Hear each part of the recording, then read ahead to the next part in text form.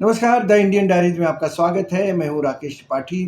Defence minister Rajnath Singh ने चीन में हो रही एससीओ बैठक में जॉइंट डिक्लेरेशन पर दस्तखत करने से इनकार कर दिया है।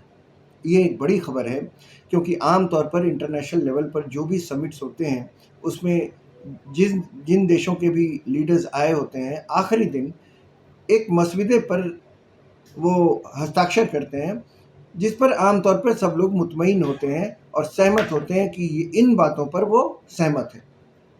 लेकिन यहाँ ऐसा नहीं हुआ। चीन के किंगाडो में हो रहे इस सम्मेलन में जो ज्वाइंट डिक्लेरेशन दरअसल बनाया गया था, उसमें आतंकवाद पर आधी अधूरी बात लिखी गई थी। उसमें पहलगाम आतंकी हमले का जिक्र तक नहीं था, बल्कि बलूचिस्तान में पाक फौज के खिलाफ हो रहे मिलिटेंट एक्शन का डायरेक्ट रेफरेंस दिया गया था। याद रहे कि पाकिस्तान लगातार ये आरोप भारत पर लगाता रहा है कि भारत बलूचिस्तान में विद्रोहियों को हवा दे रहा है। हालांकि भारत लगातार इन आरोपों को नकारता रहा है कि भाई हमने कभी अपने पड़ोसी देशों में आतंकवाद की कोई घटना को सपोर्ट नहीं किया और किसी तरह से भी सपोर्ट नहीं करते हैं। अगर भारत ने इस मसविदे पर दस्तखत कर दिए होते तो क्या होता? तो होता ये कि आतंक जैसे क्रिटिकल इश्यूज पर भारत का जो स्टैंड है वो डाइल्यूट हो जाता।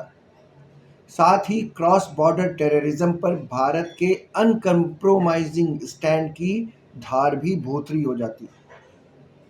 खैर, भारत की इस नाराजगी के चलते कोई ज्वाइंट डिक्लेरेशन तो जारी नहीं किया जा सका। अब मालूम हो कि एससीओ की इस बैठक में चीन, पाकिस्तान, रूस और भारत समेत 10 सदस्य देशों के डिफेंस मिनिस्टर्स ने हिस्सा लिया था। और बैठक का एजेंडा क्या था, ये जरा देख लीजिए। Regional piece and security, counter terrorism पर आपसी सहयोग और मिलिट्री कोलैबोरेशन में आपसी सहयोग। विडंबना देखिए, विषय यह है और पहलगाम का जिक्र नहीं है जिसमें हमारे 26 लोग धर्म पूछकर मारे गए और उनको फंडिंग और उनको कोऑपरेट कौन कर रहा था, उनको कौन डायरेक्ट कर रहा था, दुनिया जानती है। भारत ने कहा भी, इसके बाद भारत ने एक्शन भी लिया, दुनिया जानती है उसके बारे में। राजनाथ सिंह ने यह भी कहा कि हम आतंकवाद के निंदनीय कृत्यों के अपराधियों, आयोजकों, फाइनेंसरों और प्रायोजकों, जिनमें सीमा पार आतंकवाद भी शामिल है, को जवाबदेह ठहराने और उन्हें न्याय के कटघरे में लाने की आवश्यकता को दोहराते हैं।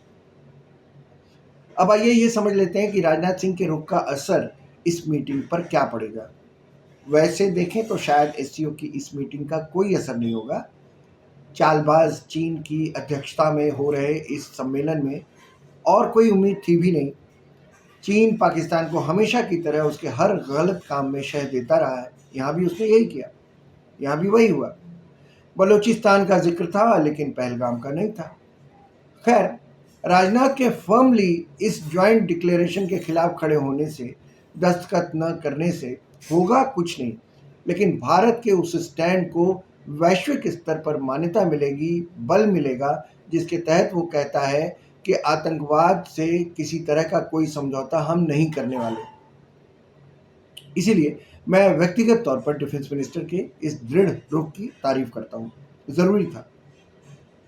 खैर, ये वीडियो अगर आपको अच्छा लगे तो इसे लाइक कीजिएगा, ये चैनल सब्सक्राइब कीजिएगा और इसे अपने दोस्तों के साथ शेयर करना तो बिल्कुल मत भूलिएगा।